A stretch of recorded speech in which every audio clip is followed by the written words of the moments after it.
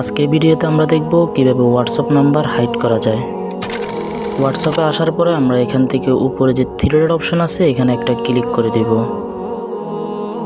Three ডটে click করার পর আমরা এখান থেকে সেটিংসে ক্লিক করব। এখানে আমাদের যে নাম্বারটি আছে সেই নাম্বারটি আমরা সম্পূর্ণরূপে হাইড করে ফেলব। এখান থেকে আমরা প্রাইভেসি নামে যে অপশনটি আছে এখানে একটা ক্লিক করে দেব। প্রাইভেসিতে ক্লিক করার পর আমরা এখান থেকে অ্যাবাউটে ক্লিক করে দিব।